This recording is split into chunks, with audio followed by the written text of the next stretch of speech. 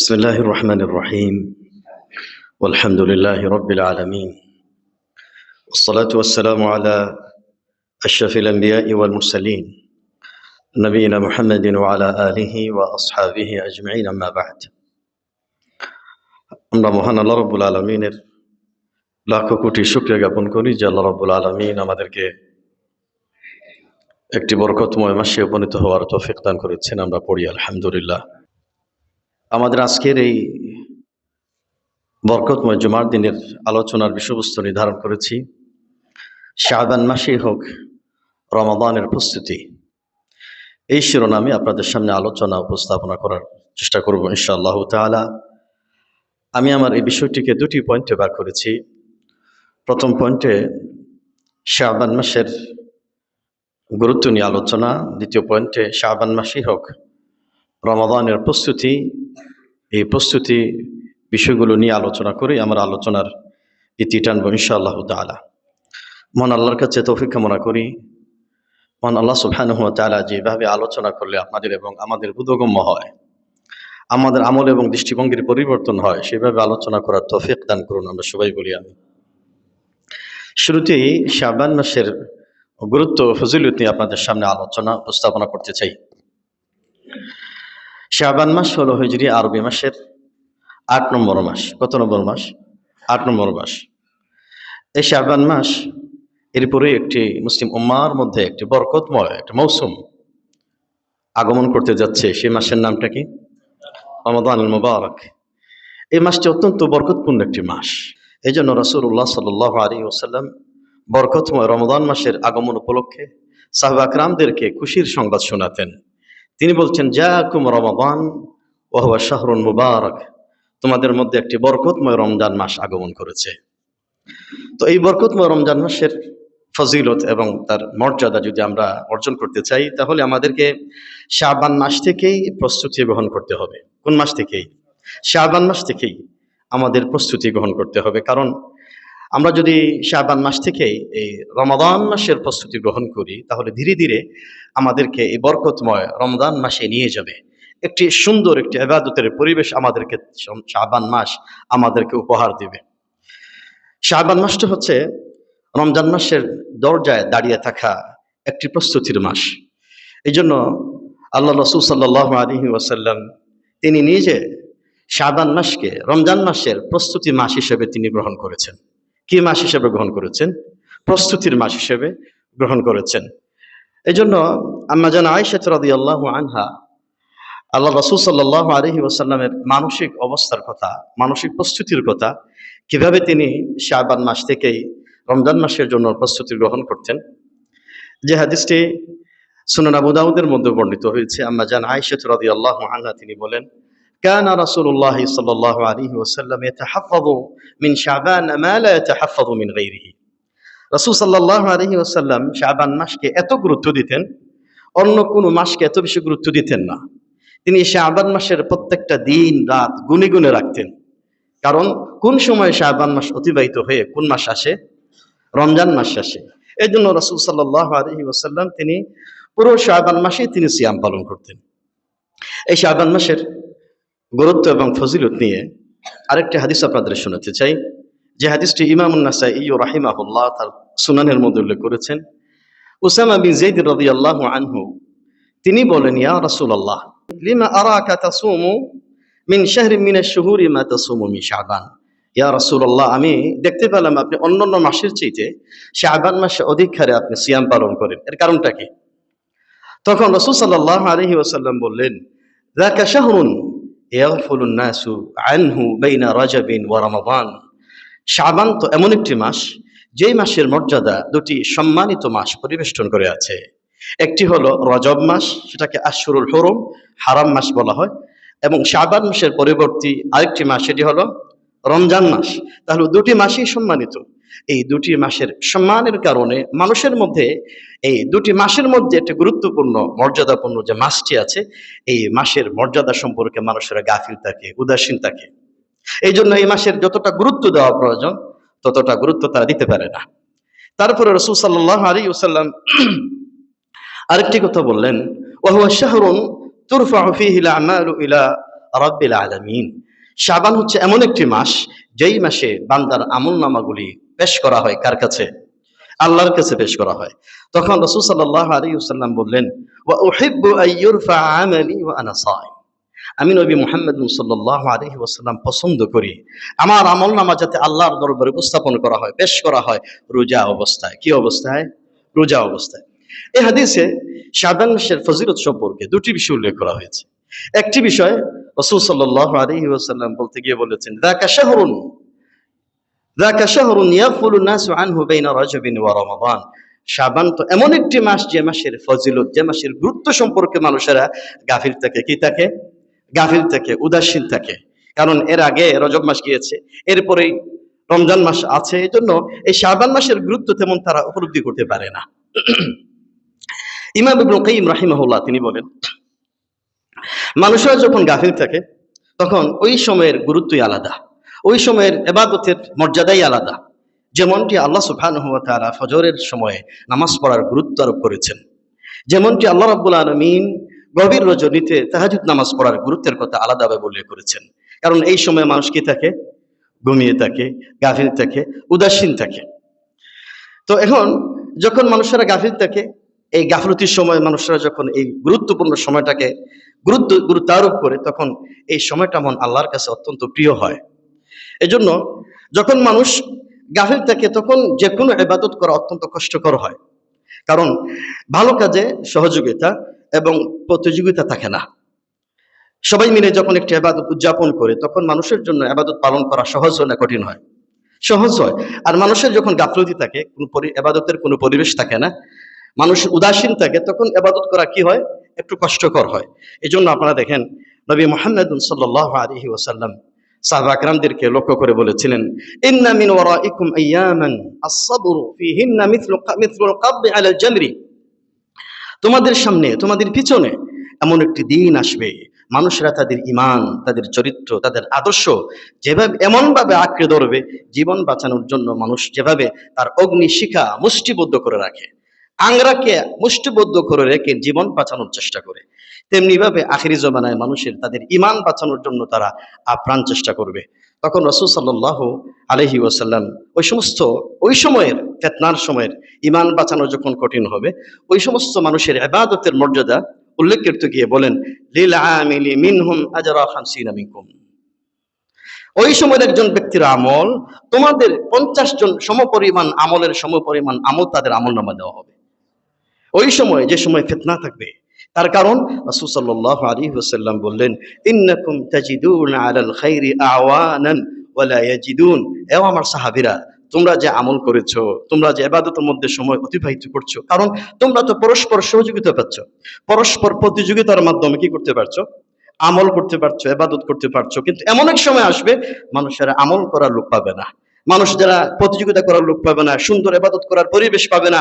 ওই সময় আমার বান্দারা যদি আমল করতে পারে, কষ্টও যদি হয়, তাহলে তোমাদের সমপরিমাণ 50 জনের সমপরিমাণ সওয়াব তাদের আমলনামায় দেওয়া হবে।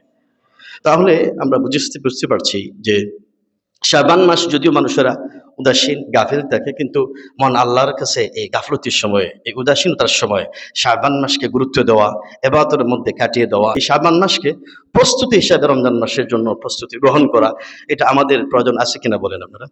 ইনশাআল্লাহ আমাদের অবশ্যই প্রয়োজন আছে। দ্বিতীয় পয়েন্ট আলোচনা করতে চাই, সেটা হচ্ছে আলোচনার দ্বিতীয় বিষয়। সেটা কি?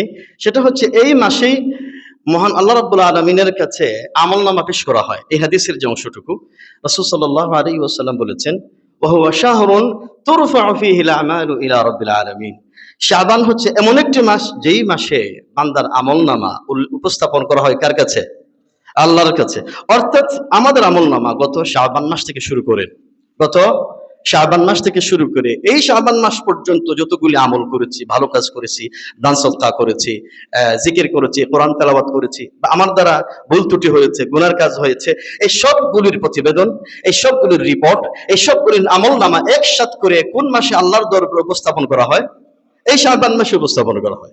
এই জন্য নবী মুহাম্মদ সাল্লাল্লাহু আলাইহি ওয়াসাল্লাম তিনি বলেন, যেহেতু আমি সহ গোটা বিশ্বের মানুষের আমলনামা আল্লাহর সামনে উপস্থাপন করা হবে, এই জন্য আমি নবী মুহাম্মদ সাল্লাল্লাহু আলাইহি ওয়াসাল্লাম উহিব্বু আন ইউরফা আমালি ওয়া আনা সাইম, আমি যাতে আমলনামা উপস্থাপন করা হয় কি অবস্থায়?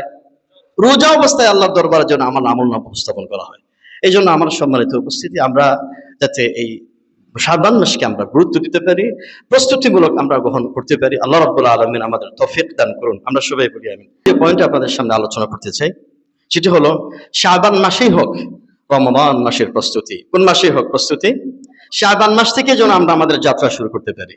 এই শাবান মাস থেকেই যেন আমাদের পরিকল্পনা গ্রহণ করে রমজান মাসে সুন্দর একটি মাস যাতে আমরা উপহার দিতে পারি। কি বলেন, এটা আমাদের প্রয়োজন আছে কিনা?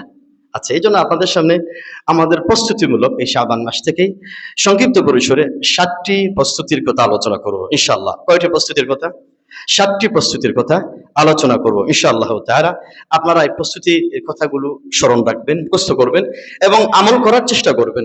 আশা করি আল্লাহ রাব্বুল আলামিন আমাদের সময়ের মধ্যে, আমাদের রিস্কের মধ্যে, পরিবারের মধ্যে, দেশের মধ্যে বরকত দান করবেন ইনশাআল্লাহ। প্রথম যে প্রস্তুতি এই রমজান মাসকে ঘিরে এই শাবান মাস থেকে শুরু করা উচিত, সেটি হলো তাওবা এবং ইস্তেগফারের মাধ্যমে প্রস্তুতি গ্রহণ করা উচিত। কিসের মাধ্যমে? তাওবা এবং ইস্তেগফারের মাধ্যমে। যেহেতু আমরা একটা নতুন একটি অধ্যায়, নতুন একটি জীবন, নতুন একটি চ্যাপ্টার, নতুন একটি পৃষ্ঠা, জীবনের সুন্দর জীবন প্রস্তুতি গ্রহণে নতুন একটি অধ্যায় আমরা সূচনা করতে চাই, তাহলে আমাদেরকে অতীতের যতগুলো বদ অভ্যাস আছে, অতীতের যতগুলো খারাপ অভ্যাস আছে, আমরা অতীতকালে যাবৎ পর্যন্ত অনেকগুলি মানুষের গীবত করেছি, চুগলখড়ি করেছি, অনেকগুলি মিথ্যা কথা বলেছি, অন্যায় কাজ করেছি, জুলুম করেছি, নির্যাতন করেছি, মানুষদেরকে কষ্ট দিয়েছি, পরিবারকে কষ্ট দিয়েছি। তাহলে অতীতের সমস্ত গুনাহ থেকে মহান আল্লাহর কাছে কি করা উচিত? তওবা করা উচিত। কি করা উচিত? তওবা করা উচিত। আমাদের অনেক লেনদেন সুদের সাথে সম্পৃক্ত ছিল, আল্লাহর কাছে তওবা করি। আমাদের অনেক লেনদেন, ব্যবসা বাণিজ্য, ব্যাংকিং ব্যবস্থাপনা আমাদের সুদের সাথে, ঘুষের সাথে, প্রতারণার সাথে সম্পৃক্ত ছিল। এই সমস্ত গুনাহ থেকে তওবা করা উচিত কিনা বলেন? অবশ্যই তওবা করা উচিত। কারণ নতুন জীবন যদি আপনি উপহার দিতে না পারেন, নতুন একটি কলব সালিম, পরিষ্কার পরিচ্ছন্ন হৃদয় যদি আপনি তওবা ইস্তেগফার করে এই হৃদয়টাকে যদি আপনি ধুয়ে মুছে পরিষ্কার পরিচ্ছন্ন করতে না পারেন, তাহলে কিন্তু আপনি রমজান মাসকে সুন্দরভাবে পবিত্রতার সাথে, মহব্বতের সাথে আপনি উদযাপন করতে পারবেন না। তার কারণ ইবাদত করতে হলে সহযোগিতা প্রয়োজন হয় কার? আল্লাহ। এই জন্য ইবাদত করার জন্য কলব সালিম, পরিষ্কার অন্তর, পরিচ্ছন্ন অন্তরের প্রয়োজন। এই জন্য আল্লাহ রাসূল সাল্লাল্লাহু আলাইহি ওয়াসাল্লাম তিনি বলেছেন, আত-তাইবু মিনায যামবি কামান লা যামবা লাহু। যে ব্যক্তি গুনাহ থেকে তওবা করলো, ওই ব্যক্তির জন্য কোনো গুনাহই নাই। বলুন না সুবহানাল্লাহ। আত-তাইবু মিনায যামবি কামান লা যামবা লাহু। যে ব্যক্তি গুনাহ থেকে কি করলো? তওবা করলো, ওই ব্যক্তির জন্য কোনো গুনাহই তার আমলনামায় নেই। এই জন্য একটা সাদা ধবধবে সাদা, চকচকে সাদা, সুন্দর একটি সূচনা, একটি অধ্যায় সূচনা যেন আমরা করতে পারি। এই জন্য এই শাবান মাস থেকেই বেশি বেশি গুনাহ থেকে একটি গুনাহমুক্ত পরিবেশ তৈরি করি, একটি গুনাহমুক্ত জবান তৈরি করি, একটি গুনাহমুক্ত হৃদয় তৈরি করি, একটি গুনাহমুক্ত চোখ আমরা তৈরি করি, একটি গুনাহমুক্ত কান আমরা যেন উপহার দিতে পারি। তাহলেই আপনি দেখতে পাবেন ধীরে ধীরে মহান আল্লাহ সুবহানাহু ওয়া তাআলা রমাদান মাসের মধ্যে ইবাদত বন্দেগী উদযাপন করতে আল্লাহ রাব্বুল আলামিন আপনার জন্য বারাকা দরজা সবগুলো উন্মুক্ত করে দিবেন ইনশাআল্লাহ। 2 নম্বর যে বিষয়টি আমাদের শাবান মাসে হোক আমাদের প্রস্তুতি, রমজানের প্রস্তুতি, এই শাবান মাসের দ্বিতীয় প্রস্তুতি হচ্ছে শাবান মাসের সিয়ামের মাধ্যমে আমরা প্রস্তুতি গ্রহণ করি। কিসের মাধ্যমে? সিয়ামের মাধ্যমে, রোজার মাধ্যমে যেন আমরা প্রস্তুতি গ্রহণ করি। আল্লাহ রাসূল সাল্লাল্লাহু আলাইহি ওয়াসাল্লাম এই রমজান মাসকে স্বাগত জানাতে শাবান মাস থেকে অধিক হারে তিনি সিয়াম পালন করা শুরু করে দিয়ে দিতেন। কি পালন করা শুরু করে দিয়ে দিতেন? সিয়াম পালন করা শুরু করে দিয়ে দিতেন। যে হাদিসটি ইমাম আবু দাউদ রাহিমাহুল্লাহ তার সুনানের মধ্যে উল্লেখ করেছেন, আম্মা জান আয়েশা রাদিয়াল্লাহু আনহা তিনি বলেন, কানা আহাব্বা শুহুর ইলা রাসূলিল্লাহি সাল্লাল্লাহু আলাইহি ওয়াসাল্লাম আন ইয়াসুমাহু শাবান সুম্মা ইয়াসিলুহু বিরমাদান। নবী মুহাম্মদ সাল্লাল্লাহু আলাইহি ওয়াসাল্লামের কাছে শাবান মাসে অধিক হারে সিয়াম রাখাকে অনেক ভালোবাসতেন, অনেক পছন্দ করতেন। কোন বর্ণনায় রাসূল সাল্লাল্লাহু আলাইহি ওয়াসাল্লাম পুরো শাবান মাস সিয়াম পালন করেছেন, রোজা পালন করেছেন। পুরো শাবান মাস সিয়াম পালন করে সাথে সাথে রমজান মাসকে সিয়ামের জন্য তিনি যুক্ত করে দিয়ে দিতেন। এই জন্য আমরা সবাই মিলে এই শাবান মাসে আমরা রমাদান মাসকে স্বাগত জানাতে, রমজান মাসের জন্য প্রস্তুতি গ্রহণ করতে আমরা এখন থেকে এই শাবান মাসে অধিক হারে সিয়াম পালন করার চেষ্টা করি। কম করে হলেও প্রতি সোম এবং বৃহস্পতিবার সিয়াম পালন করার চেষ্টা করি। কম করে হলেও প্রতি চন্দ্র মাসের শাবান মাসে 13, 14, 15 তারিখের সিয়াম পালন করার চেষ্টা করি। এই শাবান মাসে যদি আমরা সিয়াম পালন করা শুরু করে দিই, নফল সিয়াম, তাহলে এই নফসটা ইবাদতের জন্য একটি অভ্যাসে পরিণত হয়ে যাবে। কারণ হঠাৎ করে আপনি কোনো কিছু অর্জন করতে পারবেন না। হঠাৎ করে রমজান মাস আসলো, দেখবেন আপনার জন্য অত্যন্ত কষ্টকর হয়ে যাচ্ছে। এই যে আপনার যে নফসটা রয়েছে, এই নফসটাকে আল্লাহ রাব্বুল আলামিন কোরআনুল কারীমের মধ্যে 3 ভাগে ভাগ করেছেন। কয় ভাগে? 3 ভাগে ভাগ করেছেন। একটি হচ্ছে নফসুল আম্মারা বিসু, যে আপনার আত্মাটা, নফসটা সব সময় খারাপ কাজের প্রতি উদ্বুদ্ধ করে। কোন কাজের প্রতি? খারাপ কাজের প্রতি উদ্বুদ্ধ করে। আরেকটি হচ্ছে নফসুল মুতমাইন্না, প্রশান্ত আত্মা, প্রশান্ত হৃদয়। তো আপনি আপনার এই নফসুল আম্মারা বিসু, যে নফসটা আপনাকে খারাপ কাজের প্রতি উদ্বুদ্ধ করে, ভালো কাজ করতে দেয় না, এই নফসটাকে আপনি অভ্যাস করার মাধ্যমে নফসুল মুতমাইন্না, প্রশান্ত আত্মার দিকে নিয়ে আসতে হবে। এই প্রশান্ত আত্মার দিকে নিয়ে আসতে হলে আপনাকে এখন থেকেই অধিক হারে সিয়াম পালন করা অভ্যাসে পরিণত করে দিন। তখন দেখবেন রমজান মাস যখনই আগমন করবে, আপনার জন্য রমজান মাসে সিয়াম পালন করা সহজ হবে না কঠিন হবে? সহজ হয়ে যাবে। এই শাবান মাস সিয়াম পালন করার অনেক অনেক উপকারও আছে। আমাদের মধ্যে যারা অসুস্থতার কারণে গত রমজান মাসে সিয়াম পালন করতে পারি নাই, শাবান মাসটা হলো মুখ্যম সময়। এই শাবান মাসে এই জন্য অতীতের ফরজ রোজাগুলি, সিয়ামগুলি যদি আমরা কাজা করে নিই, বিশেষ করে আমাদের ঘরে যারা মা বোনেরা রয়েছেন, তাদের মাসিকের কারণে, পিরিয়ডের কারণে অনেক সময় তারা রমজান মাসের ফরজ রোজাগুলি তারা আদায় করতে পারেন নাই। এখনই হলো মুখ্যম সময়। যে কথাটি আম্মা জান আয়েশা রাদিয়াল্লাহু আনহা বলতেন, আমার রমজান মাসে অনেকগুলি সিয়াম আমি পালন করতে পারতাম না মাসিকের কারণে, পরবর্তী সময়ে এই সিয়ামগুলি রাখতে পারতাম না, তবে শাবান মাসেই এই পরবর্তী সিয়াম, এই রমজান মাসের ফরজ সিয়ামগুলি কোন মাসে কাজা করতাম? এই শাবান মাসে আমরা কাজা করতাম। নবী মুহাম্মদ সাল্লাল্লাহু আলাইহি ওয়াসাল্লাম, তার নিয়মিত অভ্যাস ছিল, তিনি প্রতি সোম এবং বৃহস্পতিবারে রোজা রাখতেন। তিনি প্রতি চন্দ্র মাসের 13, 14, 15 তারিখে সিয়াম পালন করতেন। কিন্তু তার বিভিন্ন সময়ে সফরের কারণে অথবা অন্যান্য ব্যস্ততার কারণে এই গুরুত্বপূর্ণ সিয়ামগুলি যখন তিনি রাখতে পারতেন না, তখন এই সিয়ামগুলি কাজা করতেন কোন মাসে? এই শাবান মাসে তিনি কাজা করতেন। তাহলে এই সিয়ামের এই বিষয়টি অত্যন্ত গুরুত্বপূর্ণ। এই সিয়াম যদি আমরা এখন থেকে অভ্যাস করি, আমরা যারা এখানে আছি, আমরা সবাই মিলে আমাদের স্ত্রী, সন্তান, পরিবার সবাইকে যেন আমরা এই গুরুত্বপূর্ণ আমলের প্রতি উদ্বুদ্ধ করি, উৎসাহ উদ্দীপনা সৃষ্টি করি, তখন রমজান মাস আসার আগ থেকেই একটা মনস্তাত্ত্বিক একটা প্রস্তুতি তৈরি হয়ে যাবে ইনশাআল্লাহ। তখন রমজান মাসে সিয়াম পালন করা আপনার জন্য অত্যন্ত বরকতময় হবে, অত্যন্ত সহজ হয়ে যাবে ইনশাআল্লাহ। 3 নম্বরের, শাবান মাসেই হোক আমাদের এই প্রস্তুতি, এই প্রস্তুতিমূলক 3 নম্বরের প্রস্তুতি হচ্ছে শাবান মাসে কোরআন তেলাওয়াতের মাধ্যমে প্রস্তুতি গ্রহণ করা। কি তেলাওয়াত করার মাধ্যমে? বেশি বেশি কোরআন তেলাওয়াতের মাধ্যমে আমাদের প্রস্তুতি গ্রহণ করা উচিত। সালফুস সালেহিন, আগের কালের উলামা একরাম, সালফুস সালেহিন, তারা শাবান মাস থেকেই কোরআন তেলাওয়াত শুরু করে দিয়ে দিতেন। কোন মাস থেকে শুরু করে দিয়ে দিতেন? শাবান মাস থেকে কোরআন তেলাওয়াত করা শুরু করে দিয়ে দিতেন। আমি আপনারা সবাই মিলে আমরা যদি সত্যিকার অর্থে বরকতময় রমজান মাসে অধিক হারে কোরআন খতম করতে চাই, কোরআন পড়তে চাই, কোরআন কারীম গবেষণা করে, তাদাব্বুর করে, গবেষণা করে পড়তে চাই, তাহলে কিন্তু শাবান মাস থেকেই আমাদের এই প্রস্তুতি গ্রহণ করা উচিত। সালফুস সালেহিন, তারা ইবনু আর-রাজব আল-হাম্বলি রাহিমাহুল্লাহ তার প্রসিদ্ধ কিতাব লতাইফ আল-মাআরিফের মধ্যে উল্লেখ করেছেন যে হাবিব ইবনে আবি সাবিত একজন বড় আলিম ছিলেন। তিনি বলতেন, যখনই শাবান মাস আগমন করত, তিনি বলতেন, হাদা শাহরুল কুররা, এটা হলো কারীদের মাস। এটা কিসের মাস? এটা কারীদের মাস, অর্থাৎ এটা কোরআন তেলাওয়াতের মাস। এই কোরআন তেলাওয়াতে, এই মাসে কোরআন তেলাওয়াত করার মধ্য দিয়ে ধীরে ধীরে আমরা কোন মাসে উপনীত হব ইনশাআল্লাহ তাআলা? রমজান মাসে আমরা উপনীত হব ইনশাআল্লাহ তাআলা। এই জন্য আপনি এখন থেকেই এই কোরআন কারীম কতটুকু পড়বেন, কতটুকু নিয়ে তাফসীর পড়বেন, তার ব্যাখ্যা পড়বেন, এখন থেকেই আপনি কোরআন তেলাওয়াত করা শুরু করে দিয়ে দেন। আপনারা দেখবেন যে সালফুস সালেহিন রাহমাতুল্লাহ আলাইহিম, তারা রমজান মাস আসতে পরে কোন কোন ইমাম, যেমন ইমাম মালিক রাহিমাহুল্লাহ, রমজান মাস আসার সাথে সাথেই তিনি দারসুত তাদরিস, তিনি যেহেতু মুহাদ্দিস ছিলেন, শেখুল হাদিস ছিলেন, ইমামুল মুহাদ্দিসিন ছিলেন, তিনি সব সময় দারসুল হাদিস পড়াতেন। কিন্তু যখন রমজান মাস আসতো, তখন দারসুল হাদিস পড়ানো তিনি বন্ধ করে দিয়ে কোরআন পড়া শুরু করে দিয়ে দিতেন। এজন্য ইমাম মালিক রাহিমাহুল্লাহর জীবনে পাওয়া যায়, তিনি বরকতময় রমজান মাসে 61 বার কোরআন খতম করেছেন।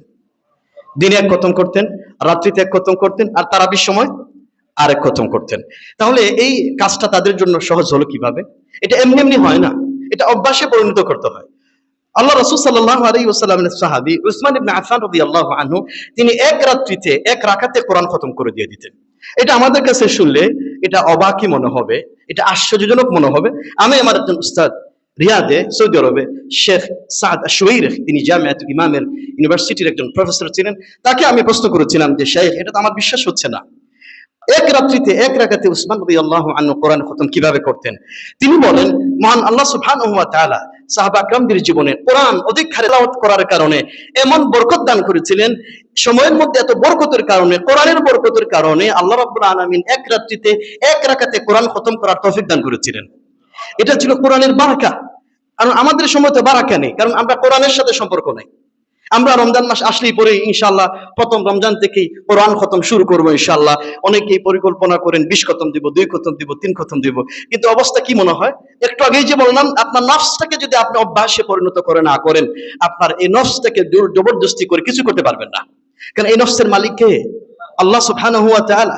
এই নফসটাকে আগে থেকেই একটা অভ্যাসে পরিণত করতে হবে, মানে আল্লাহর কাছে দোয়া চাইতে হবে। তাহলেই কিন্তু আপনি রমজান মাসের যে পরিকল্পনা গ্রহণ করেছেন তাহলেই পারবেন। তা না হলে যদি আগে থেকেই কোনো অভ্যাস থাকে না, কোরআন পড়ার কোনো পরিবেশ থাকে না, হঠাৎ করে যখন আপনি শুরু করবেন দেখবেন প্রথম দিন আপনি খুব ভালো করে কোরআন পড়ছেন, দ্বিতীয় দিন এই কোরআন পড়ার পরিমাণটা বাড়ছে না কমছে, দেখবেন আস্তে আস্তে কমে যাচ্ছে, পরের দিন আরেকটু কমে যাচ্ছে, এক সপ্তাহ পরে কোরআনের সাথে আপনার কোনো সম্পর্কই থাকছে না। এই জন্য এখন থেকে আপনি পরিকল্পনা গ্রহণ করুন। সারা বছর আপনি সময় বিনষ্ট করেছেন, এই কোরআনুল কারীম সহি শুদ্ধ করে আমরা পড়ার চেষ্টা করব ইনশাআল্লাহ। পারবো না? এই কোরআনুল কারীম একবার নয়, দুইবার নয়, প্রতি সপ্তাহে, প্রতি 3 দিনে কষ্ট করে হলেও আমরা খতম করব রমজান মাসে। পারবো কিনা বলেন ইনশাআল্লাহ। আপনি দেখেন, একবার কোরআন খতম করতে আপনি ভালো করে তেলাওয়াত করলে 20 থেকে 25 মিনিট লাগে, তাহলে 2 বার কোরআন তেলাওয়াত করতে মাত্র 50 মিনিট লাগে। তাহলে এই যে একটা সময়, এই সময়ের মধ্যে যদি আপনি সত্যিকার অর্থে কোরআন তেলাওয়াতে এখন থেকে অভ্যস্ত হন, আপনার সময়ের মধ্যে মহান আল্লাহ রাব্বুল আলামিন বারাকা দান করে দিবেন ইনশাআল্লাহ তাআলা। আমরা এই কোরআন আমাদের প্রত্যেকের ঘরেই আছে, আমরা বরকতের জন্য কোরআনকে আমরা ঘরে রাখি, কিন্তু কোরআনটা খুলে একবার পড়ার একটা সময় আমরা পাই না। আমাদের ব্যবসা বাণিজ্য সবকিছুই চলে, আমাদের রাজনীতি চলে, আমাদের অর্থনীতি সমাজনীতি সবকিছুই চলে, কিন্তু কোরআনকে বাদ দিয়ে যে রাজনীতি হবে, কোরআনকে বাদ দিয়ে যে ব্যবসা নিতে হবে, কোরআনকে বাদ দিয়ে যে পরিবার গঠন হবে, বিশ্বাস করেন এই পরিবারের মধ্যে, এই সম্পদের মধ্যে, এই ব্যবসার মধ্যে, এই রাজনীতির মধ্যে কোনো বরকত পাওয়া যাবে না। এই জন্য কোরআনকে আমরা এই বরকতময় রমজান মাস আগমন করছে, এখন থেকে আমরা প্রস্তুতি গ্রহণ করি, এখন থেকে আমরা বেশি বেশি তেলাওয়াত করি, সকালে করি, সন্ধ্যায় করি, এবং আমরা যদি এটা পরিকল্পনা গ্রহণ করি, প্রত্যেক সালাতের সাথে যে সময়টুকু আমরা পাই, সালাতের আগে যদি 20 মিনিট আগে যদি মসজিদে প্রবেশ করে বসি, তাহলে 5-20-এ 100 মিনিট হয়ে যায়। এই 100 মিনিটে কিন্তু আপনি 3 পারা 4 পারা কোরআন তেলাওয়াত করতে পারেন। আমরা আমাদের সময়টাকে সালাত এবং কোরআন কেন্দ্রিক একটি পরিকল্পনা, একটি রুটিন আমরা তৈরি করি, তাহলেই আপনি সময়ের মধ্যে বরকত পাবেন ইনশাআল্লাহ তাআলা। এবং এই কোরআন কারীম যাতে আমরা কোরআন তেলাওয়াতের পাশাপাশি বুঝে শুনে পড়তে পারি, এই পরিকল্পনা আমাদের গ্রহণ করা উচিত। সারা জীবন কোরআন তেলাওয়াত করলাম, কিন্তু কোরআনটা বুঝলাম না, মানে আল্লাহর প্রদত্ত এই মেসেজ, এই রিসালা, এই বাণী আমরা বুঝতে পারলাম না।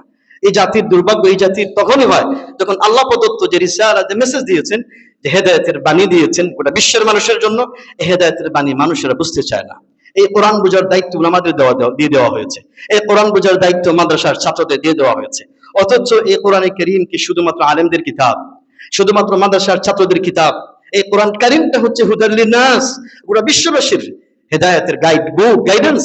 এই গাইড বুক আমাদের জানার, অর্থ জানার, বুঝার প্রয়োজন আছে কিনা বলেন? আমরা এখন থেকেই পরিকল্পনা গ্রহণ করি, কোরআন তেলাওয়াতের পাশাপাশি এই রমজান মাসে এই কোরআনকে বুঝে শুনে পড়বো ইনশাআল্লাহ। রমজান মাসে হাবিব সাহেবেরা কোরআন তেলাওয়াত করেন রমজান মাসে, কিন্তু আমরা কিছুই তো বুঝি না। কমপক্ষ হলেও এই পরিকল্পনা গ্রহণ করি যে হাবিব সাহেব রমজান মাসে যতটুকু তেলাওয়াত করবেন ততটুকু বুঝার চেষ্টা করব ইনশাআল্লাহ। পারবো তো ইনশাআল্লাহ? আল্লাহ রাব্বুল আলামিন আমাদের তৌফিক দান করুন, আমরা সবাই বলি আমিন। 4র্থ নম্বরের শাবান মাসেই হোক রমজান মাসের প্রস্তুতি, 4র্থ নম্বরের প্রস্তুতি হলো শাবান মাসে দান সদকা করার মাধ্যমে প্রস্তুতি গ্রহণ করুন। কি করার মাধ্যমে? দান সদকা করার মাধ্যমে প্রস্তুতি গ্রহণ করুন। এই দান সদকার ব্যাপারে 3টি পরামর্শ, 3টি বিষয়ে 3টি পরামর্শ আপনাদের সাথে শেয়ার করি। 1 নম্বর বিষয়টা হচ্ছে যে অনেক উলামা কেরাম রাহমাতুল্লাহ আলাইহিম শাবান মাসেই তারা যাকাত দিতেন। কোন মাসে যাকাত দিতেন? আমরা অনেকেই রমজান মাসের অতিরিক্ত ফজিলতের আশায় আমরা রমজান মাসে আমরা যাকাত দিই, এটা কোনো খারাপ কিছু না, এটা ভালো একটা দিক। কিন্তু একটি বিষয় আমাদের জানা উচিত, রমজান মাসের সাথে যাকাতের কোনো সম্পর্ক নেই। যাকাতের সম্পর্ক কিসের সাথে? আপনার না, শাবান মাসের সাথে না। যাকাতের সম্পর্ক হচ্ছে বছর অতিক্রম করার সাথে। যাকাতের সম্পর্ক হচ্ছে একটি বছর সম্পদ, নেশাব পরিমাণ সম্পদ যদি থাকে, একটি বছর অতিক্রম যদি করে, সেটা যদি শাবান মাসেই হয়, তখন এই যাকাতটা কোন মাসে দিবেন? শাবান মাসে দিবেন। একটি বছর যদি অতিক্রম হয়, সেটা যদি রজব মাসে হয়, এই যাকাতটা কোন মাসে দিবেন? রজব মাসে দিবেন। সেটা যদি রমজান মাসে হয়, সেটা রমজান মাসে দিবেন। তো অনেক উলামা কেরাম তারা শাবান মাসে কেন যাকাত দিতেন? এই জন্য যাকাত দিতেন, আমরা তো অনেক টাকা পয়সা মহান আল্লাহ সুবহানাহু ওয়া তাআলা দিয়েছেন, ইফতারের সময়ে বিভিন্ন আইটেম ইফতার করতে পারি, সেহরির সময়ে বিভিন্ন ভালো ভালো খাবার আমরা গ্রহণ করতে পারি। কিন্তু আমাদের এই দেশে আমাদের পাড়া প্রতিবেশী অনেক আত্মীয় স্বজন যারা আছে, ইফতারের পূর্ব মুহূর্তে কি দিয়ে ইফতার করবে, কি দিয়ে সেহরির খাবার গ্রহণ করবে, এই সম্পদটুকু পর্যন্ত তাদের কাছে নেই। কি বলেন, এরকম আছে কিনা? তাহলে যদি আমরা শাবান মাসে যাদের যাকাত ফরজ হয়ে গিয়েছে, তারা আর রমজান মাস পর্যন্ত অপেক্ষা করার কোনো প্রয়োজন নেই। এই শাবান মাসে আপনার যাকাতটা আপনি আদায় করে দিন, যাতে করে এই অভাবগ্রস্ত যারা মানুষ যারা রয়েছেন, তারা যাতে রমজান মাসের সিয়াম আনন্দ করে সুখ শান্তিতে যাতে করে তারা রমজান মাসের সিয়াম পালন করতে পারে। এই কাজটা ভালো হবে না খারাপ হবে আপনারা বলেন? এই কাজটা অবশ্যই ভালো হবে। 2 নম্বর যে বিষয়টি আমাদের এই দান সৎকা করার, এই বিষয়টি আমরা শাবান মাস থেকেই যাতে করে আমরা দান সৎকার মাত্রা বাড়িয়ে দিই। বিশেষ করে রমজানের আগ মুহূর্তে আমরা রমাদানের ফুড বিতরণ করতে পারি, ফুড ব্যাগ বিতরণ করতে পারি। ডাল, চাল, চিনি, তেল বা অন্যান্য কিছু যাবতীয় নিত্য প্রয়োজনীয় যে জিনিসপত্র রয়েছে, জিনিসপত্রগুলো যদি আমরা মানুষের ধারাদের পৌঁছে দিই, এর চাইতে উত্তম কাজ আর বেশি ভালো হতে পারে না সম্মানিত ভাইরা। এই জন্য আমরা দেখেছি রমজান মাস আগমন উপলক্ষে অনেক আরব দেশে, এই দেশে অনেক ভাইরা, দিনদার ভাইরা মানুষের ঘরে ঘরে, অভাবগ্রস্ত মানুষের ঘরে ঘরে এই দান সৎকা তারা পৌঁছে দিয়েছেন। এই জন্য আপনার প্রত্যেকেরই এক একটা নিজস্ব পরিকল্পনা থাকা উচিত, যে আমি আমার অধীনস্থ যারা আত্মীয় স্বজনদের মধ্যে অভাবগ্রস্ত মানুষ আছে, গ্রামের মানুষ আছে, পাড়া মহল্লার মানুষ আছে, প্রত্যেকেই প্রত্যেক অবস্থান থেকে যদি এরকম একটি সুন্দর পরিকল্পনা গ্রহণ করি, আমি এই রমজান মাসে 100টি রমজান ফুড ব্যাগ আমরা বিতরণ করব, 200 পরিবারকে আমরা দেব, 300 পরিবারকে আমরা দেব। এইভাবে করে সবাই যদি একটা প্রতিযোগিতামূলক একটি রমাদান ফুড ব্যাগ যদি আমরা বিতরণ করা একটা প্রচেষ্টা চালাতে পারি, আমাদের অনেক দিনদার ভাইয়েরা, অভাবগ্রস্ত মানুষেরা রমজান মাসে খুব আনন্দ চিত্তে খুশি মনে তারা রমজানের সিয়ামটা তারা পালন করতে পারবে। কি বলেন, ঠিক না? তেমনি ভাবে আমরা আরেকটি পরিকল্পনা দান সৎকার মধ্যে পড়ে, আরেকটি পরিকল্পনা, সেটা হচ্ছে রমজান মাসে রোজাদার ব্যক্তিদেরকে ইফতার করানোর একটা ব্যবস্থা করতে পারি। আমরা তো রমজান মাস আসতে পরে শুধু ইফতার পার্টি করি, এবং ইফতার পার্টিটা বর্তমান সময়ে এটা রাজনৈতিক একটা এজেন্ডা হয়ে গিয়েছে। অমুক দলের ইফতার পার্টি, অমুক দলের ইফতার পার্টি, ভালো কথা, কিন্তু উদ্দেশ্য যদি তাকে রাজনৈতিক প্রভাব প্রতিপত্তি, এটাকে প্রচার প্রতিষ্ঠা করে, এটা তো ভালো কাজ না। এটা রমজান মাসে ইফতার করানো একটা ইবাদত। এটা কি? এটা গুরুত্বপূর্ণ ইবাদত। এই গুরুত্বপূর্ণ ইবাদত আমরা রমজান মাসে একবার, আমরা তো রমজান মাসে একবার সিয়াম পালন করি, 30 দিনে 30টা রোজার সওয়াব আমরা পালন করি, তাই না? আমরা একজনে কয়টা রোজা রাখি? 30টা অথবা 29টা রোজা রাখি, মানে 30টি দিনের সওয়াব আমরা অর্জন করতে পারলাম। কিন্তু মহান আল্লাহ সুবহানাহু ওয়া তাআলা আপনার আমার জন্য এত মহান রহমতের, দয়ার, সওয়াবের দরজা উন্মুক্ত করে রেখেছেন। আমরা চাইলে এই রমজান মাসে 1000 সিয়ামের রোজার ফজিলত আমরা অর্জন করতে পারি। কিভাবে সেটা? সেটা হচ্ছে আল্লাহ রাসূল সাল্লাল্লাহু আলাইহি ওয়াসাল্লাম, যে হাদিসটি সুনান তিরমিজির মধ্যে বর্ণিত হয়েছে, আল্লাহ রাসূল সাল্লাল্লাহু আলাইহি ওয়াসাল্লাম বলেন, মান ফাত্তারা সাইমান ফালাহু কানা লাহু মিথলু আজরি। কোন ব্যক্তিকে যদি কেউ ইফতার করায়, ওই রোজাদার ব্যক্তির সমপরিমাণ সওয়াব তার আমলনামা আল্লাহ রাব্বুল আলামিন দান করে দিবেন। আপনি মনে করেন রমজান মাসে নিজে ইফতার করলেন, আরেকজন ভাইকে ইফতার করালেন, তাহলে 30টা দিন যদি আপনি ইফতার করানোর ব্যবস্থা করেন, তাহলে আপনার জন্য 30টি ইফতারের সওয়াব পেয়ে গেলেন, পাশাপাশি আরো 30টি ইফতারের সওয়াব আপনি পেয়ে গেলেন, যেহেতু আরেকজন ভাইকে আপনি ইফতার করানোর ব্যবস্থা করেছেন। আপনি যদি এই রমজান মাসে 30 জনকে ইফতার করানোর ব্যবস্থা করেন, প্রতিদিন 20 জনকে ইফতার করানোর ব্যবস্থা করেন, এইভাবে করে আপনি দেখবেন আপনার আমলনামায় আল্লাহ সুবহানাহু ওয়া তাআলা 100টি রমজান মাসের ইফতারের সওয়াব আপনার আমলনামা আল্লাহ রাব্বুল আলামিন দিয়ে দিয়েছেন। তো এই জন্য আমাদের সবারই আমাদের বাজেটের মধ্যে এরকম পরিকল্পনা এখন থেকেই গ্রহণ করা উচিত। কারণ হঠাৎ করে রমজান মাস আসবে, তখন আপনার পরিকল্পনা গ্রহণ করা আপনার জন্য এটা মানে খুব সুন্দর ভালো কিছু বয়ে আনবে না। এজন্য সবকিছুর পিছনে কি রয়েছে? একটা সুন্দর পরিকল্পনা গ্রহণ করা জরুরি বিষয় রয়েছে। 5 নম্বরে, রমজান মাসেই হোক, শাবান মাসেই হোক, রমাদানের প্রস্তুতি, এই 5 নম্বর প্রস্তুতি হলো আপনার আমার প্রয়োজনীয় কেনাকাটা শাবান মাসে সেরে ফেলুন। কোন মাসে সেরে ফেলবেন? শাবান মাসে সেরে ফেলবেন। আমাদের মধ্যে অনেকেই আমরা দেখেছি রমজান মাসের আগের দিনে বা রমজান মাসের প্রথম দিনে বাজার রাস্তাঘাটে এত বেশি ভিড়, কি বলেন, ঠিক না? এত বেশি ভিড়, মার্কেটগুলোতে গেলে কোনো জায়গা পাওয়া যায় না, এত মার্কেটিং করা হয় না। আপনি রমজান মাসের প্রস্তুতি সেরে এই রমজান মাসকে স্বাগত জানাতে আপনার প্রয়োজনীয় যে সমস্ত খাবার সংরক্ষণ করে রাখা যায়, ওই সমস্ত খাবার এখন থেকে আপনি সংরক্ষণ করে ফেলুন, কেনাকাটা সেরে ফেলুন, যাতে করে আপনি যখন রমজান মাস আসবে ইবাদতের জন্য পূর্ণ মন মস্তিষ্ক নিয়ে যেতে এই রমজান মাসের ইবাদতটা উদযাপন করতে পারেন। কি হবে? এটা ভালো হবে কিনা? এটা আমাদের সবার জন্য কল্যাণকর হবে। বিশেষ করে এই পয়েন্টে একটা দৃষ্টি আকর্ষণ করতে চাই, এই রমজান মাসের কে সামনে রেখে আমাদের ঘরের মা বোনেরা যারা আছেন, তারা এই রমজান মাসের ইফতারের আইটেম তৈরি করার জন্য তাকে দুপুর 12টা থেকে ইফতারের আগ মুহূর্ত তারা ব্যস্ত হয়ে যান। আপনারাই বলুন, রমজান মাস আসছে কি শুধু খাবার দাবারের জন্য?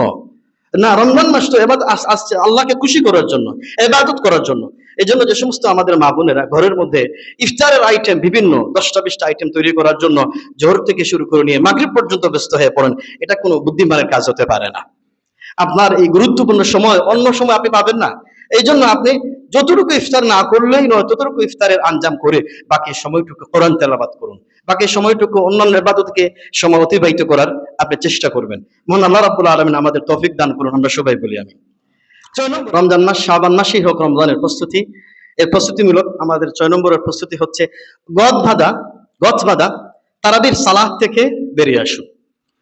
যে সমস্ত মসজিদের মধ্যে তারতিলের সাথে সহি শুদ্ধ করে কোরআনুল কারীমের মাখরাজ এবং সিফাতের হক আদায় করে কোরআন তেলাওয়াতের তারাবির নামাজের ব্যবস্থা করা হয়েছে, ওই সমস্ত মসজিদে সালাত আদায় করার চেষ্টা করুন। আলহামদুলিল্লাহ, বর্তমান সময়ে অনেক পরিবর্তন হয়েছে, কি বলেন, হয়েছে না? অনেক পরিবর্তন হয়েছে, বিভিন্ন মসজিদে সুন্দর তারাবির সালাতের ব্যবস্থা গ্রহণ করা হয়েছে। এই জন্য এমন কোন মসজিদে নামাজ পড়া যাবে না যেখানে গেলে কোরআন কারীম কি তেলাওয়াত করা হচ্ছে বোঝা যাচ্ছে না, কোরআন কারীমের সাথে বেয়াদবি করা হচ্ছে, এই সমস্ত মসজিদে তারাবির নামাজ পড়া যাবে না। এই জন্য এখানে যারাই উপস্থিত হয়েছেন, অনেকে বিভিন্ন মসজিদের সাথে সম্পৃক্ত আছেন, মেহেরবানি করে এমন কোন মসজিদে ইমাম নিয়োগ করবেন না যেখানে গদবাদা খুব দ্রুত গতিতে কোরআন কারীম তেলাওয়াত করা হয়, কোরআন কারীমের কিছুই বোঝা যায় না। এক্ষেত্রে আমাদের অনেক মসজিদের কর্তৃপক্ষকে দায়ী করতেই হয়। অনেক মসজিদ কর্তৃপক্ষ তারা হাবিজ সাহেবদেরকে বাধ্য করেন দ্রুত গতিতে তারাবির নামাজ পড়ানোর জন্য, আছে কিনা বলেন? না, এটা করা যাবে না। আল্লাহ রাব্বুল আলামিন কোরআন অবতীর্ণ করেছেন, তিনি বলেছেন ওয়ারাত্তিলিল কোরআনা তারতিলা, তোমরা তারতিলের সাথে কোরআন তেলাওয়াত করো। মূলত তারাবির নামাজে কোরআন কারীম এটা খতম করা কোনো বড় উদ্দেশ্য নয়, কোরআনুল কারীম সহি শুদ্ধভাবে তেলাওয়াত করাই হলো মূল উদ্দেশ্য। এই কোরআন কারীম গোটা রমজান মাসে ইমাম সাহেব তেলাওয়াত করবেন আর আপনি বুঝে শুনে এই তেলাওয়াতটা শুনবেন, আপনার হৃদয়টা গলে যাবে, আপনার জীবনটা মনটা পরিবর্তন হবে। এই জন্যই তো আল্লাহ রাব্বুল আলামিন গোটা মাসে রমজান মাসে কোরআন তেলাওয়াত শোনানোর ব্যবস্থা করেছেন। কিন্তু এমন ভাবে তেলাওয়াত করা হলো যেটা কোরআন বুঝাই যাচ্ছে না, এটার জন্য না হয়। এজন্য আমি আমার বিভিন্ন সময়ে হাবিজ সাহেবদেরকে বলি, যে মসজিদে কর্তৃপক্ষ দ্রুত গতিতে কোরআন তেলাওয়াতে বাধ্য করা হয় ও মসজিদ তারাবি পড়বেন না, তারাবি পড়াবেন না। শর্ত করবেন যে কোরআন কারীম যেইভাবে রাসূল সাল্লাল্লাহু আলাইহি ওয়াসাল্লাম, যেইভাবে আল্লাহ রাসূল সাল্লাল্লাহু আলাইহি ওয়াসাল্লাম সাহাবা کرام সালাতুত তারাবিহের মধ্যে কোরআন তেলাওয়াত করেছেন, কোরআন খতম করেছেন, সেইভাবে যদি আপনারা পড়তে দেন তাহলেই আপনাদের আমাকে নিতে পারেন। এই পদ্ধতি যদি আমরা সবাই মিলে ঐক্যবদ্ধ হয়ে যাই তাহলে কোনো কর্তৃপক্ষ আমাদের বাধ্য করতে পারবে না। এই জন্য কর্তৃপক্ষের উচিত এই যে কোরআন কারীমকে যথাযথ সম্মান প্রদর্শন করে সহি শুদ্ধ তেলাওয়াত তারাবির নামাজের ব্যবস্থা করা, এবং আমরা যারা হাফেজ সাহেবরা যারা আছে তাদেরও উচিত যে কর্তৃপক্ষের কথা বাধ্য হয়ে যেন আল্লাহর কোরআনের সাথে কোনো বেয়াদবি করা না হয়, তাহলেই কিন্তু কোরআন কারীমের বারাকা যেটা রয়েছে সেটা আমরা অর্জন করতে পারবো ইনশাআল্লাহ। 7 নম্বরের রমজান মাসকে স্বাগত জানাতে, রমজান মাসের প্রস্তুতি সুলভ শাবান মাস থেকে শুরু করতে হয়। আমরা 7 নম্বরের প্রস্তুতি হচ্ছে রমজানের শেষ দশককে যেন আমরা গুরুত্ব আরোপ করি। কোন দশককে? শেষ দশকে লাইলাতুল কদর আছে, শেষ দশকে রাসূলুল্লাহ সাল্লাল্লাহু আলাইহি ওয়াসাল্লাম ইতিকাফ করেছেন। তো আমাদের মধ্যে অনেকেই সম্ভবত ইতিকাফ করার সময় হয় না। আমাদের বুঝতে হবে যে নবী মুহাম্মদুন সাল্লাল্লাহু আলাইহি ওয়াসাল্লাম তিনি রাষ্ট্রের প্রধান ছিলেন, তিনি যুদ্ধ পরিচালনা করেছেন, তার পরিবার ছিল, তিনি রাজনীতি করেছেন, তিনি সমাজনীতি অর্থনীতি সবকিছুই পরিচালনা করেছেন। এর মাঝেও তিনি ইতিকাফ করেছিলেন, এর মাঝেই তিনি লাইলাতুল কদরকে তালাশ করার জন্য সময় দিয়েছিলেন। এজন্য আমাদের উচিত আমরা এই গুরুত্বপূর্ণ সময়টাকে কাজে দেই, সময় আমরা অতিবাহিত করার চেষ্টা করি। আমরা যাতে যাদের সময় আছে এখন থেকে আমরা পরিকল্পনা গ্রহণ করি যাতে মহান আল্লাহ সুবহানাহু ওয়া তাআলা সন্তুষ্টির জন্য পরবর্তী সময়ে সত্যিকার অর্থে কিছু সময় হলেও আমরা যদি 10টা দিন ইতিকাফ করতে না পারি, কমপক্ষে হলেও কিছু সময় যাতে ইতিকাফ করতে পারি, অবস্থান গ্রহণ করতে পারি, সেই পরিকল্পনা আমাদের প্রত্যেকের থাকা উচিত। আমার সম্মানিত উপস্থিতি, আমরা আপনাদের সামনে এই শাবান মাসেই হোক রমজানের প্রস্তুতি, এই প্রস্তুতিমূলক কয়টা প্রস্তুতি আলোচনা করলাম? 7টা প্রস্তুতি। একবার বলুন তো আপনারা, প্রথম প্রস্তুতি কি হতে পারে আমাদের? তওবা এবং ইস্তেগফারের মাধ্যমে শাবান মাসকে কি করা? প্রস্তুতি গ্রহণ করা। তওবা এবং ইস্তেগফারের মাধ্যমে শাবান মাসেই প্রস্তুতি গ্রহণ করা। দ্বিতীয় প্রস্তুতি আমরা বলেছি শাবান মাসেই অধিক হারে কি পালন করার মাধ্যমে প্রস্তুতি গ্রহণ করা? সিয়াম পালন করার মাধ্যমে গ্রহণ করা। 3 নম্বরে বলেছি এই শাবান মাসে অধিক হারে কি তেলাওয়াত করার মাধ্যমে প্রস্তুতি গ্রহণ করা? কোরআন তেলাওয়াত করার মাধ্যমে গ্রহণ করা। 4র্থ নম্বরে এই শাবান মাসের দান সদকা করার মাধ্যমে প্রস্তুতি গ্রহণ করা। পঞ্চম নম্বর বলেছি আমাদের এই শাবান মাসে রমজান মাসের কেনাকাটা এখনই সেরে ফেলা। 6 নম্বরে বলেছি আমরা ধীরে স্থিরে যেখানে তারাবির নামাজ আদায় করা হয় এক্ষেত্রে আমাদের প্রত্যেকেরই সহযোগিতা করা, নিজেরা ব্যবস্থাপনা করা, সুন্দর তেলাওয়াতে ইমামের পিছনে নামাজটা আদায় করার চেষ্টা করা। 7 নম্বরে বলেছি রমজান মাসের শেষ দশকে যে গুরুত্বপূর্ণ ইবাদত রয়েছে, ইতিকাফ রয়েছে, লাইলাতুল কদর রয়েছে, এখন থেকে একটা পরিকল্পনা গ্রহণ করা যাতে শেষ দশকে এই জন্য আমরা এই গুরুত্বপূর্ণ সময়টা আমরা যাতে অতিবাহিত করতে পারি।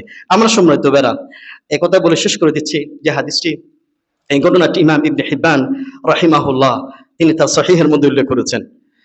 আল্লাহ রাসূল সাল্লাল্লাহু আলাইহি ওয়াসাল্লাম জুমার খুতবা দেওয়ার জন্য যখন তিনি মিম্বরে দাঁড়ালেন, তো রাসূল সাল্লাল্লাহু আলাইহি ওয়াসাল্লামের খুতবার মিম্বর ছিল 3টা সিঁড়িতে ছিল। প্রথম সিঁড়িতে তিনি উঠলেন, তখন তিনি বললেন আমিন। দ্বিতীয় সিঁড়িতে যখন উঠলেন তিনি বললেন আমিন। তৃতীয় সিঁড়িতে যখন উঠলেন তিনি বললেন আমিন। সাহাবা کرام প্রশ্ন করলেন, ইয়া রাসূলুল্লাহ, আপনি 3টি সিঁড়িতে ওঠার সময় আমিন বললেন, আমিন আমিন বললেন, কারণটা কি ইয়া রাসূলুল্লাহ? তখন রাসূল সাল্লাল্লাহু আলাইহি ওয়াসাল্লাম তিনি বললেন যে এইমাত্র জিবরিল আলাইহিস সালাতু ওয়াস সালাম এসে বললেন যে মান আদরাকা রমাদান ওয়া লাম ইয়াফরলা, কোন ব্যক্তি তোমাদের মধ্যে রমজান মাস পেল, রমজান মাস পাওয়ার পরে রমজান মাসের ইবাদতের মাধ্যমে মন আল্লাহর কাছে তার জীবনের গুনাহগুলি মার্জনা করতে পারলো না, ক্ষমা করতে পারলো না, ফালাম ইয়াগফিরলা, ওই ব্যক্তির জন্য কোনো ক্ষমা নেই, ওই ব্যক্তির জন্য কোনো মার্জনা নেই। অন্য বর্ণনায় আসছে ফাআবাদাহুল্লাহ, আল্লাহ রাব্বুল আলামিন তার রহমত থেকে তাকে দূরে সরিয়ে দিয়ে দিবেন। আমার সম্মানিত ভাইরা, আমাদের জীবনে কতটা রমজান আমরা পেয়েছি? এ যাবৎ পর্যন্ত আমাদের অনেকেরই বয়স 50 বছর, 60 বছর, তাহলে জীবনে 60টি রমজান আমরা পেয়েছি। আপনি দেখবেন প্রত্যেক রমজান আসার সাথে সাথে বিভিন্ন পরিকল্পনা গ্রহণ করি, কিন্তু আসলেই আমাদের রমজান মাস অতিবাহিত হওয়ার পরে আমাদের আফসোসের আক্ষেপের আর শেষ থাকে না। আহারে, এই কাজটা যদি বেশি ভালো করতাম, ওই কাজটা কেন করলাম না, ওই কাজটা করতে পারলে বেশি ভালো হতো। এই জন্য আমরা বলি আমাদের এই রমজান মাসটা যেন জীবনের শেষ রমজান মনে করেই আমরা উদযাপন করি। আমাদের মনে করতে হবে পরবর্তী আর কোনো রমজান পাওয়া যাবে না। এই জন্য আমরা সেই ধরনের প্রস্তুতি যদি মানসিকতা প্রস্তুতি গ্রহণ করতে পারি, তাহলেই কিন্তু আপনার রমজান মাসটা আপনার জন্য সফল হয়ে আসবে, আপনার জন্য আফসোসের আক্ষেপের কারণ হবে না। মহান আল্লাহ সুবহানাহু ওয়া তাআলা আমাদেরকে এই বরকতময় রমজান মাস সঠিকভাবে তার হক আদায় করে শাবান মাস থেকে যেন আমরা প্রস্তুতি গ্রহণ করতে পারি। মহান আল্লাহ রাব্বুল আলামিন আমাদের সবাইকে তৌফিক দান করুন। ওয়া মা তৌফিক ইল্লা বিল্লাহ। আসসালামু আলাইকুম ওয়া রাহমাতুল্লাহি ওয়া বারাকাতুহু।